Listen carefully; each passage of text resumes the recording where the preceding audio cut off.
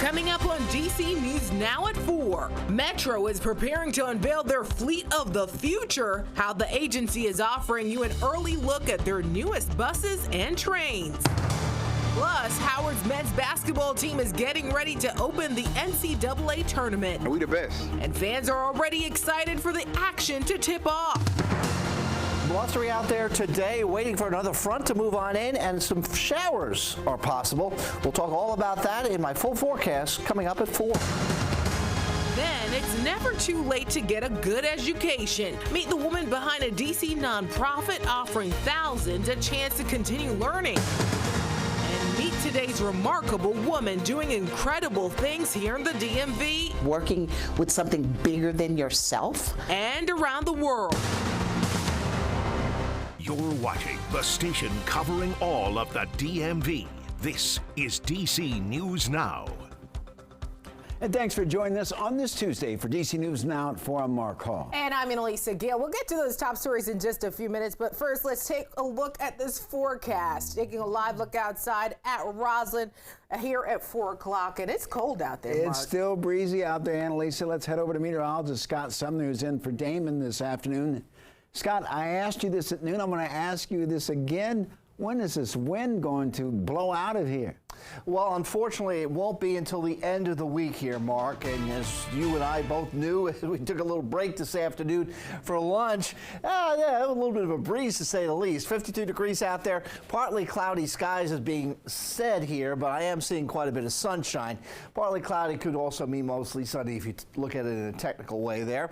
As far as the wind gusts, as Mark alluded to here, up to 28 miles an hour here in the district, and 29 in Baltimore, and 24 down towards Fredericksburg. And there's a lot of 20s here on the map. So if you're stepping outside, yeah, it is feeling just a tad windy, to say the least. Of course, these numbers will change. The gusts do change within the hour. Sustained winds of at least 10 to 15 miles an hour will be seen. Now, these winds gusts will relax just a little bit overnight tonight, but become more amplified as we go throughout the day on Wednesday. And tomorrow, we're under basically a high wind watch and a high wind warning for parts of the area. We'll break that down in the full forecast coming up in a little bit. But you can see why. I mean, we're looking at 30s and 40s for actual wind gust numbers across much of the region. Tomorrow is definitely the windiest day this work week. We'll still see some breezes as we go throughout the day on Thursday, as noted here, but at least they'll be cut in half compared to what we'll see tomorrow. So there'll be a little bit of a benefit. And again, here we go. Fire alerts. We have fire weather watches and warnings. We'll get into this in just a few minutes here in my May weather. Back to you. All right, Scott, thank you. Our top story this afternoon. It's certainly a big day for the Howard University Bison. It's their second year in a row that the school's men's basketball team is playing in the NCAA basketball Do you tournament. see the smile on my face? I see it. I see it. got a I call saw it about this this morning. right I just before the show. had to give you your room, your space. I love it. Tonight, the Bison are set to take on fellow 16-seed Wagner Seahawks in Dayton, Ohio, with tip-off at 6:40 p.m. All right, DC News Now's Randy Bass is live on HU's campus in Shaw tonight. Randy, how are students and fans feeling ahead of the big game?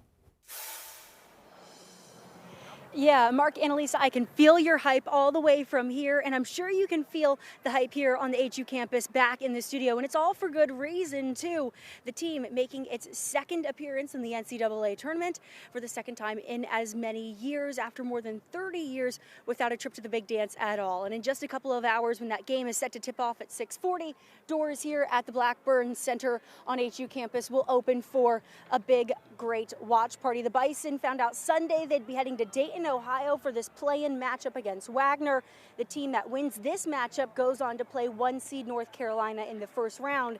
The Bison secured their spot in the tournament with the Mideast Athletic Conference tournament win last week. Ever since that big win, fans tell us the excitement has just been building here on the historic HU campus. Students tell us the entire school is rallying around the team and its recent success. It's been really entertaining to play in the band with them. I'm a senior, so I've been playing with them for like 4 years. So it's been really nice to see the new team this year get as far as they did last year. Nobody should sleep on Howard anymore. our program's on the rise. Going to an HBCU is just such a surreal experience, you know, being able to be around people that look like you, and especially our sports culture is so amazing, but specifically basketball is just fun. I play basketball, I love it, and I love to watch the games. It's always great energy and hype, and we the best. Yeah, don't count Howard out. That is the big message we're getting from fans and students here on campus today. Again, a whole lot of excitement happening here at Howard right now. That watch party getting underway here at the Blackburn Center on campus. At 6 o'clock tip-off is tonight at 6:40 p.m. Live in Shaw, I'm Randy Bass, DC News Now. All right, Randy, thank you. In another first four matchup, the University of Virginia taking on Colorado State tonight.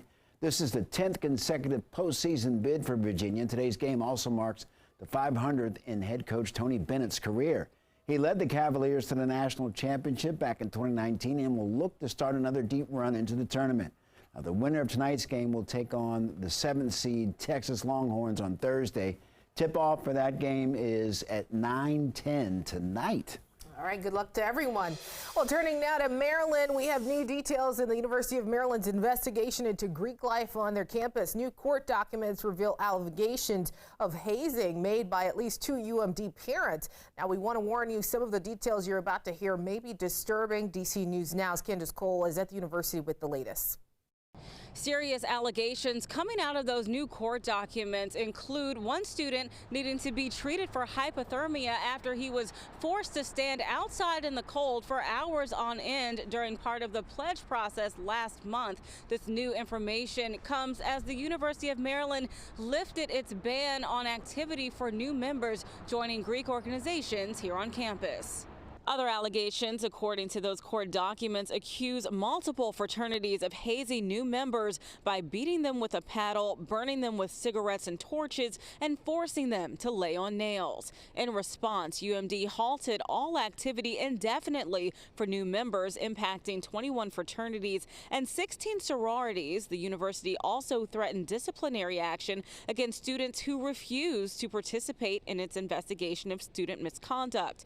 Those restrictions for most Greek organizations on campus were lifted last Friday, but not before fraternities filed for a restraining order against UMD, claiming the university was violating its civil liberties.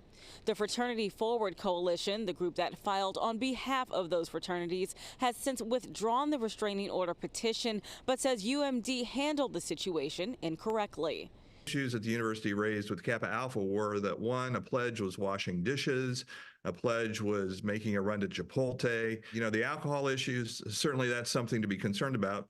The others are certainly would not rise to the occasion of a system-wide shutdown. If they have credible allegations, they typically will let the national organization know, they'll let the chapter leadership know, and an investigation will begin. And Fraternity Forward says they will press ahead with their lawsuit against the University of Maryland.